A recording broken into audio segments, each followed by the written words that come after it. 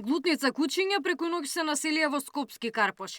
Граѓаните вознемирени, социјалните мрежи вријат. Скопјани бараат итна реакција од службите. Алармот го вклучи и Сдруженијата. Обвинуваат дека станува збор за организирано внесување и дислоцирање кучиња во главниот град. Од Анима Мунди тврдат дека пронашле кучиња со ушни маркици од Албанија, пошто се отвора прашањето за нелегален и, како што велат, прекуграничен транспорт и напуштање на животни.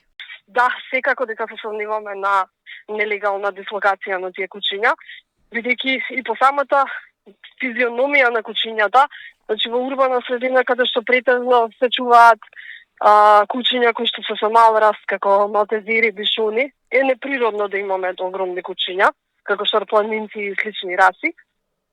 Така да тие кучиња се носат од негде. Мислам во било која држава, освен нашата, ако сакате да поминете да поминете со животно, секогаш во другите држави си има на царина, на самата граница си има некој што проверува микрочип и слични работи. Кај нас, и тоа пред одреден период, јас дознав дека воопшто цариниците и ветеринарните инспектори на граница не проверуваат. Загрижените граѓани жалби адресирали и кај локалната самоуправа. Од општина Карпош велат дека будно ја следат состојбата, но побарале помош од град Скопје и јавното предпријатие Лајка за привремено и трајно решение на новонастанатиот проблем. Од предпријатието велат дека нивните екипи се на терен уште од рано утрово во Карпош 4 со цел безбедно и хумано заловување на кучињата согласно законските процедури и стандардите за благосостојба на животните. Само во изминатите 2 месеци од истата локација се заловени вкупно 19 кучиња и покрај тоа континуирано се соочуваме со појава на нови кучиња на истата територија, што укажува на сериозен сомнеж дека одредени лица или субјекти организирано вршат дислокација на бездомни кучиња во Скопје, наместо да преземат законски и хумани мерки за нивен третман во општините од каде потекнуваат, реагираат од Лајка.